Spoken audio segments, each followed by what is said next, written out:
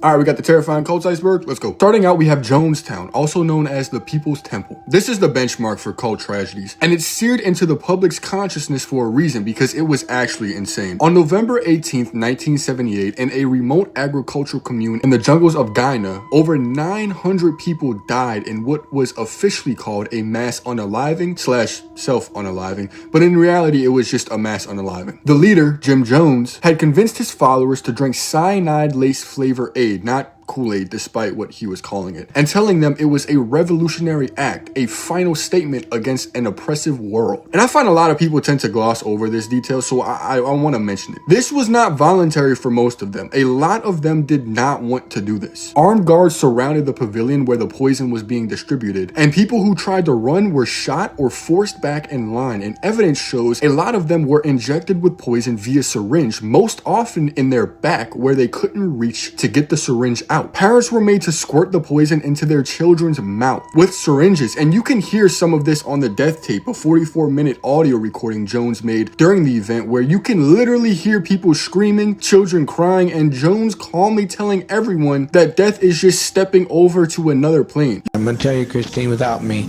life has no meaning. Day if you don't die. You'll regret it if you don't die. You'll regret it. I'm ready to go. If you tell us we have to give our lives now, we're ready. I'm pretty sure all the rest of the sisters and brothers are with me.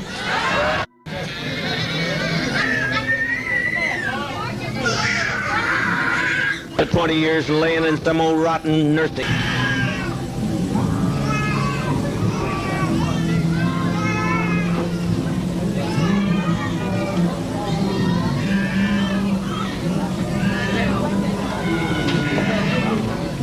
By the end, over 900 bodies were piled around the pavilion in the jungle heat, 300 of them being children. The Guyanese authorities didn't even have enough body bags, and the tropical heat caused rapid decomposition, so the scene that they walked upon was probably indescribable. Moving on, we have Heaven's Gate. This one happened in 1997 in a mansion in Rancho Santa Fe, California. And unlike most of the other cults we know about, this one was more quiet and clinical. It was very organized. The leader, Marshall Applewhite, convinced 39 members of his UFO cult that a spaceship was trailing behind the Hale-Bopp comet, and that by shutting their earthly containers, meaning their bodies, they could ascend to the next level and board the ship. So they planned a mass unaliving. All 39 members dressed in identical black shirts, black sweatpants, and brand new black and white Nike Decade sneakers, which they got a bulk deal on, so I guess that's why they chose these. They ate their final meal, drank vodka mixed with phenylbarbital, and then tied plastic bags over their heads to ensure death. They died in shifts over the next 3 days, with each group helping the previous one before taking their own doses and covering themselves with purple shrouds afterward. When authorities found them, the bodies were laid out neatly on bunk beds throughout the mansion, all wearing the same outfit, all with their identification and a $5 bill with 75 cents in their pockets. Fare for the journey, they called it. Several male members, including Applewhite himself, had voluntarily undergone castration years earlier to remove distractions and remain pure for the journey. The whole thing was calm, methodical, and almost sterile, which for some reason makes it creepier to me. With us. We'll title this tape Planet Earth about to be recycled. Your only chance to evacuate is to leave with us. Planet Earth about to be recycled. There was no chaos, no panic, just this eerie acceptance and conformity as they erased themselves from existence. Next up, we have Aum Shinrikyo, and this is where cults begin to cross into full-blown domestic terrorism. Aum Shinrikyo was a Japanese doomsday cult led by Shoko Asahara, a partially blind former yoga instructor who claimed to have supernatural powers and convinced his followers that Armageddon was coming. But instead of just waiting for the end of the world, Asahara decided to help it along by building chemical weapons. On March 20th, 1995, members of Aum Shinrikyo carried out a coordinated attack on the Tokyo subway system during rush hour, releasing sarin gas, a nerve agent so lethal that a single drop on your skin can unalive you in minutes. They punctured bags of liquid sarin with sharpened umbrella tips on 5 different subway lines. And as the gas spread through the crowded trains and stations, people began convulsing, vomiting, and collapsing. 13 people died, and over 6,000 were injured, many with permanent nerve damage. But this really wasn't their first attempt at doing something like this. Shinrikyo has previously tried to release anthrax in Tokyo near a US naval base, and even attempted to acquire nuclear materials to build a bomb, which they kind of did. The cult bought a 500,000 acre sheep station in Australia where they allegedly were mining uranium and were rumored to be testing seismic weapons. Inside their compounds, members lived in isolation and were subjected to what the cult called spiritual training, which was just fancy words for torture. They were subjected to sleep deprivation, electroshock therapy, and being hung upside down for hours as meditation. They operated secret labs where they manufactured tons of sarin, VX gas, and other chemical weapons, and they were actively planning larger scale attacks before they were finally raided and dismantled. This is a cult that went from meditation and yoga to attempting mass murder, and they almost did it. Like, they came very close to succeeding on a much larger scale than what they did. Next up, we have the Order of the Solar Temple. This one is deeply disturbing due to the rituals and what these people did to other people. Between 1994 and 1997, members of the Order of the Solar Temple, a secret society that blended New Age beliefs, Templar mythology, and apocalyptic prophecy, carried out a series of mass unalivings across Switzerland, Canada, and France. Over 70 people were unalived in total, but the way that they did it just makes this horrific. Bodies were found arranged in ritual circles, lying in star formations, dressed in ceremonial robes, often found with their hands bound, or positioned in specific symbolic gestures. Some victims were shot in the head before the buildings were set on fire. Some weren't so lucky. In one case in Switzerland, authorities found the charred remains of 23 people in a farmhouse. Their bodies were carefully staged in occult patterns before being incinerated. Children were not excluded in this either, with some as young as 4 years old unalive because the cult believed they were chosen souls who would ascend to a higher plane through fire. In one particularly brutal case in Canada, a 3-month-old infant was murdered because Mambro, one of the cult leaders, believed the baby was the Antichrist. The child was stabbed repeatedly with a wooden stake over 50 times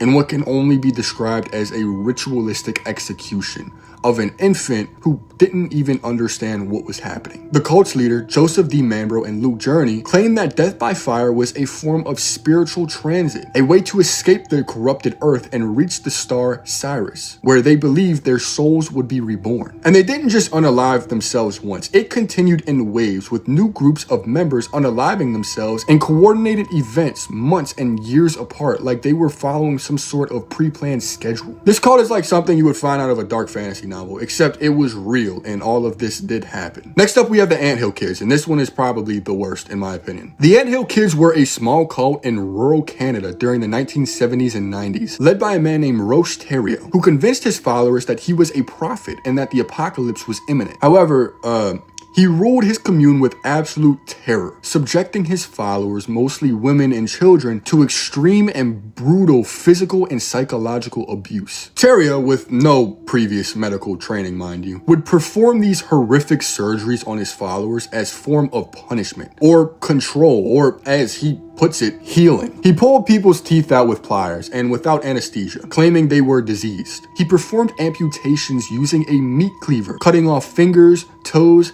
and in one case, a woman's entire arm. Again, without any anesthesia or any sterile equipment to speak of. Like, he would just chop off someone's finger and then it was on to the next with the same butcher knife, which I find to be the scariest part because I take sanitation very serious. This guy disemboweled one of his wives with a knife, claiming he was removing demons, and then crudely stitched her back up and she somehow survived, this poor lady. Another woman was beaten so severely that her skull was fractured, and Thériault drilled holes in her head with a power drill to relieve pressure, which didn't work at all, and I think you can guess why. This guy forced compliance through constant beatings, sexual abuse, and psychological manipulation, convincing his followers that the pain was purification and that he was saving them. The level of physical mutilation and suffering inflicted on these people is almost incomprehensible.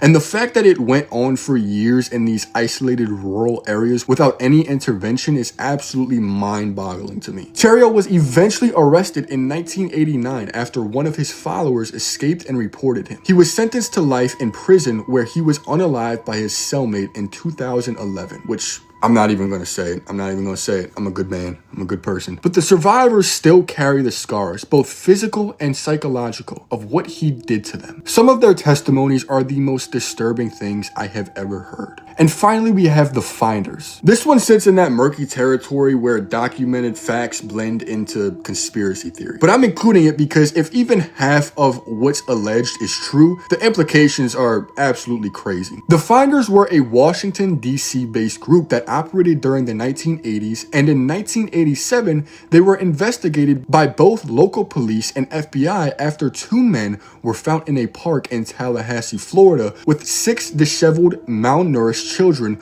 who didn't seem to know basic information about themselves or anything, really. The children were unwashed, covered in insect bites, and when questioned, couldn't even tell police their own names. When authorities raided the group's properties in DC, what they found was deeply disturbing. There was a photo album titled The Execution of Henrietta and Igor that documented the ritualistic slaughter of 2 goats, which is pretty bad until someone actually describes the photos to you. The photos showed white-robed men dismembering animals in front of crying, naked children, with captions like "Ben finds Henrietta's womb" and images of children playing with goat fetuses. I can't find these pictures anywhere, but I believe it, honestly. The cult claimed this was just a holistic lesson on where food comes from, but no, dude, this is just trauma. They also found photographs of children in chains, documents detailing something the group called the game, and references to training and assignments, often taking them away from their biological parents for months at a time to toughen them up or find information. I think you can see where I'm getting at here. The Tallahassee police were convinced they had uncovered a major child trafficking operation, and the initial reports described possible abuse, trafficking, and ritual practices. And all of that is bad. It's very disturbing. But what really makes it weird is the advanced computers they had. This was 1987. Personal computers were still relatively new, but the finders were operating like a high-tech intelligence firm, on par with the CIA. They had advanced computer equipment, massive databases, and telex machines for internal communication. Technology that was decades ahead of what you'd expect from a group of communal hippies that keep pictures of children and chopped up goats. These guys even operated a front company called Future Enterprises that had contracts to train CIA employees in computer operations. The Tallahassee police were convinced they had uncovered a major child trafficking and ritual abuse operation, and the initial reports described the group as a serious threat. The case seemed like it was going to blow wide open until it didn't. The FBI stepped in, took over the investigation, seized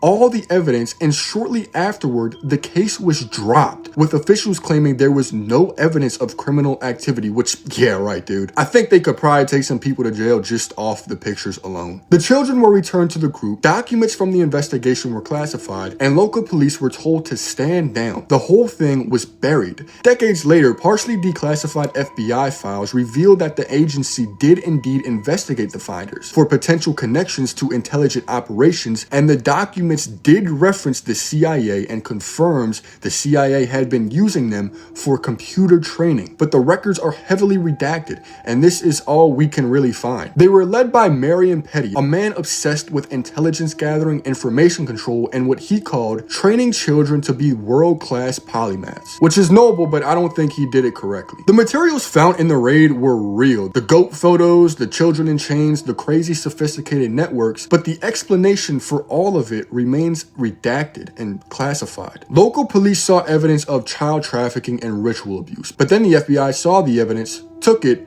and then said there was nothing there. Some investigators believe the finders were essentially an unauthorized private intelligence agency gathering information and conducting operations that official channels couldn't legally touch. But what we know for certain is this: there was an investigation, they found deeply disturbing things, and the FBI intervened, classified the evidence, and then it all disappeared behind closed doors. The question isn't what the finders were doing. I think we have an idea of what they were doing. It's who was protecting them and why, and are they still around today being protected by the lizard people?